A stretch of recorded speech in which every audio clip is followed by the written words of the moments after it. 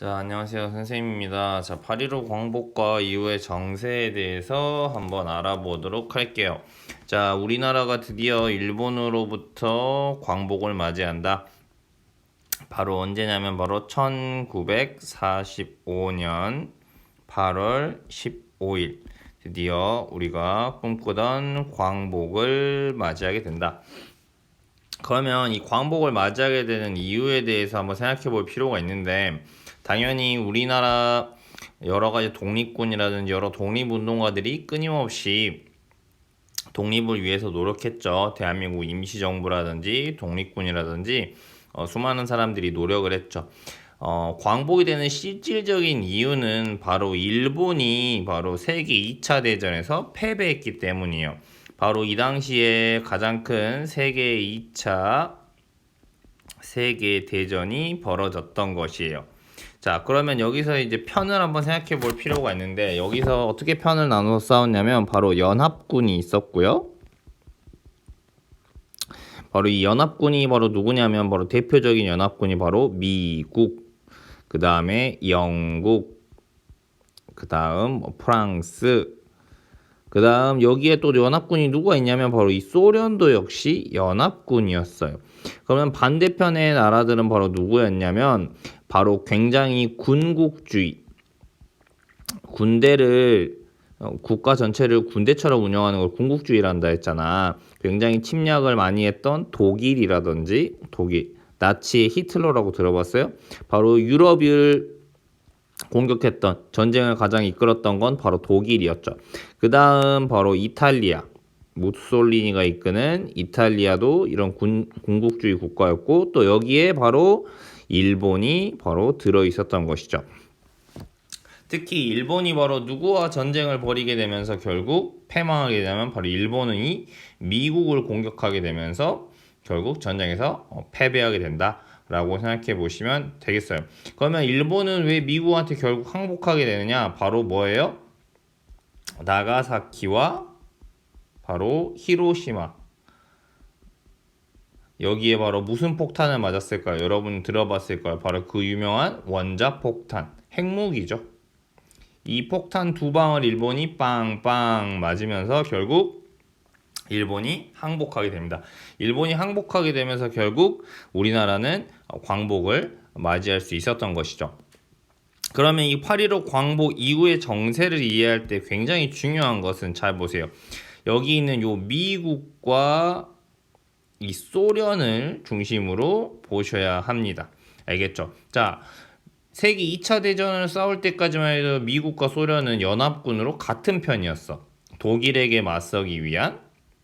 하지만 이 독일을 무찌르고 세계 2차 대전에 승리하고 나서 이 미국과 이제 소련이 서로 전쟁은 하지 않지만 점점 신경전이 벌어지게 되는 것이에요. 그래서 이런 과정들을 잘 이해해 보실 필요가 있다. 이거에 대한 이해가 있어야지만 왜 이 8.15 이후에 이런 정치적인 흐름이 나타나는지를 이해할 수 있어요. 자, 그러면 한번 보면 이 미국이라는 나라에 대해서 한번 이해해 보면, 미국은 어떤 특성을 보이는 나라냐면 먼저 굉장한 자본주의 국가잖아. 맞아요? 굉장한 자본주의 국가야. 우리가 아는 뭐 애플, 뭐 마이크로소프트, 뭐 이런 엄청난 회사들 많잖아. 뭐 페이스북, 뭐 이런 거 다 미국 회사잖아. 말 그대로 자본을 투자해서 공장을 만들거나 이렇게 해서 돈을 버는 거, 이런 걸 자본주의라고 이야기하지. 맞아요? 그 다음 미국은 선거를 통해서 지도자를 뽑는 이런 민주주의 시스템을 가지고 있는 나라죠. 맞아요? 네. 그 다음에 반대로 소련은, 자, 지금은 소련이 없어져서 이 소련이 지금은 이제 러시아가 된 거죠. 그 소련은 여러 개의 나라로 나눠지는데, 이 소련은 바로 어떤 정치 체제를 가지고 있냐면 지금의 북한과 같은 형태겠지. 바로 뭐야? 공산주의야. 공산주의는 뭐냐면 이 자본주의에 대한 반발로 나온 건데, 자본주의는 돈이 많은 사람이 공장을 세우고 거기서 일하는 수많은 노동자들보다 누가 더 돈을 많이 벌어가겠어? 자본주의자가 엄청난 이득을 가져가는 거지.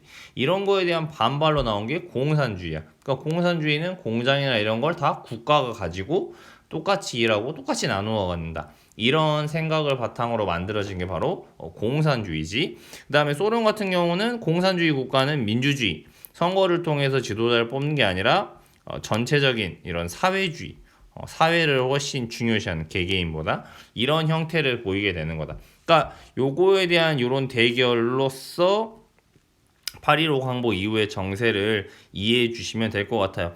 지금 시각으로 봤을 때는 미국, 소련 대결에서 누가 승리했어? 미국이 당연히 승리했죠.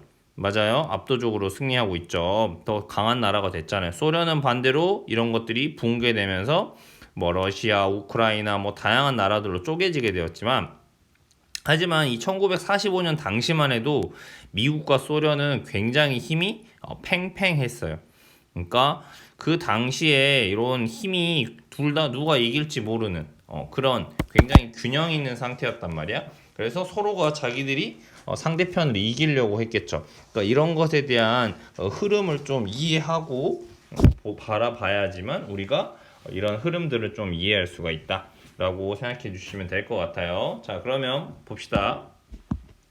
먼저 이제 광복을 되기 전에, 광복에 되기 전에 다른 나라들도 우리나라의 광복에 대해서 지원을 했다는 거지. 국외에서도. 자, 뭐 카이로 회담, 이 나라들이 모여서 한 이 카이로 회담에서도 우리나라의 독립을 약속했다. 그렇지? 그런 바로 여기 있는 요런 여기 독일이나 이탈리아, 일본과 같은 나라의 식민지들은 독립을 시켜주겠다. 이런 약속을 했던 것이 바로 카이로 회담이다. 그 다음에 얄타 회담을 통해서 우리도 이제 전쟁에 소련이 바로 전쟁에 본격적으로 참전하게 된다. 이렇게 되면서 이제 우리나라가 결국 광복을 이루게 된다. 그래서 1945년에 이제 연합군이 승리를 거두면서 결국 우리가 꿈꾸는 이제 광복이 되었죠.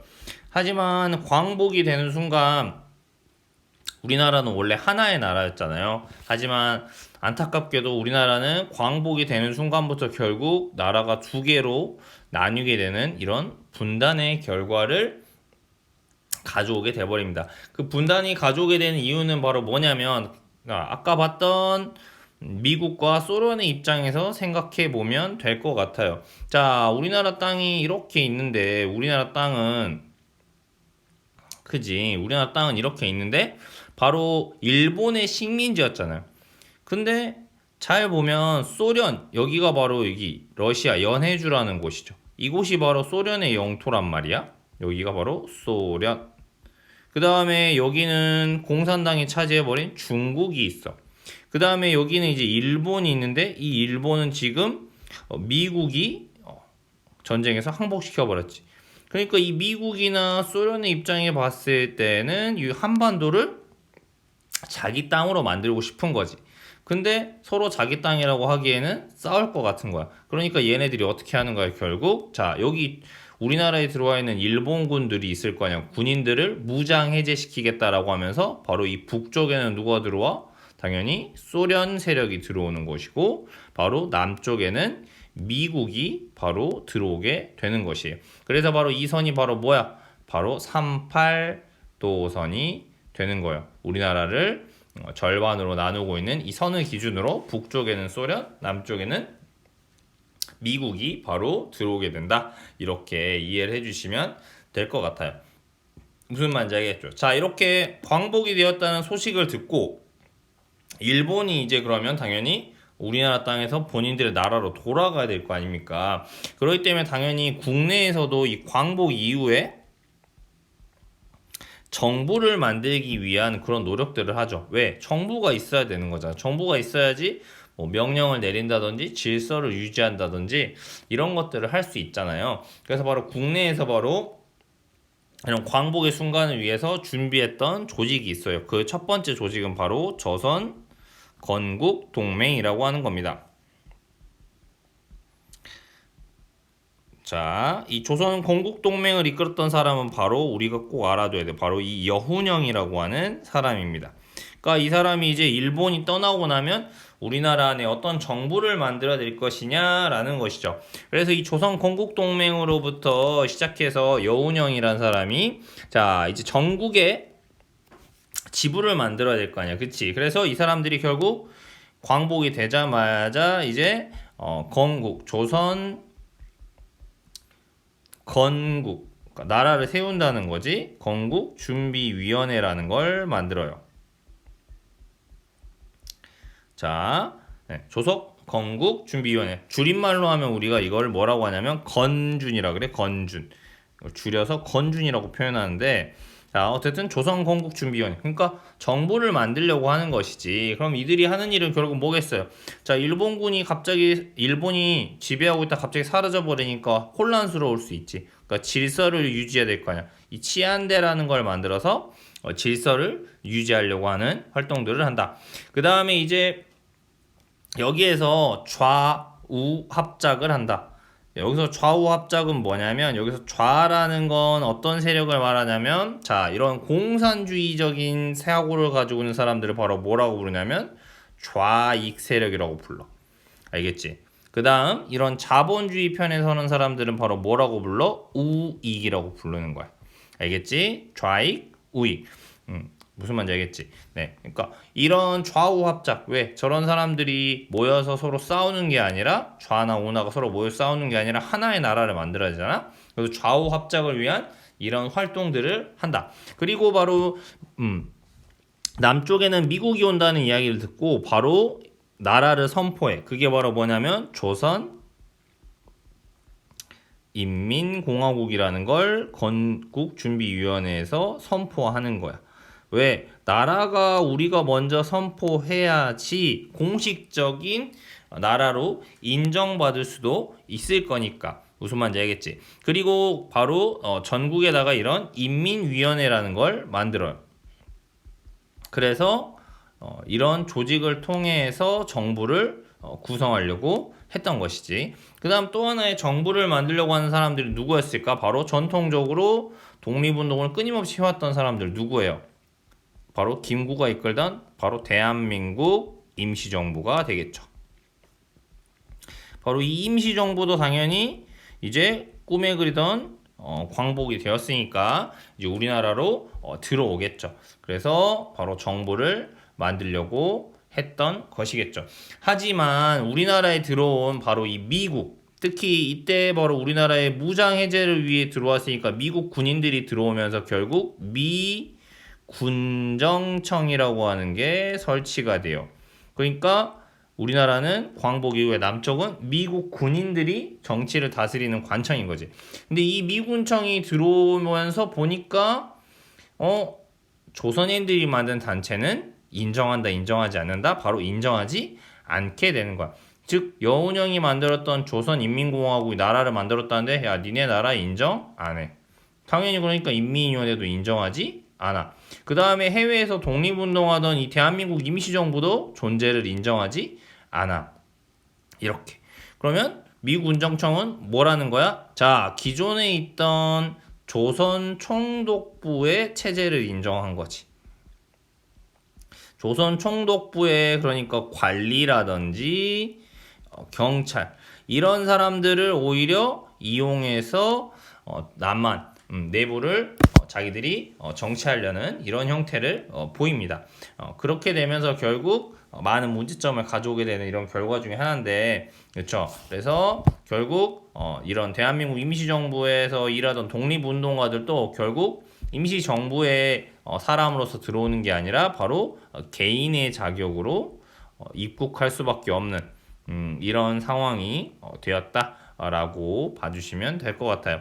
자, 이렇게 미 군정이 결국 남쪽에 들어오고 소련은 북쪽에서 이제 자신들이 원하는 것들을 하겠지. 자, 이렇게 하면서 이제 일본군을 무장해시키고 일본을 다 돌려보냈어.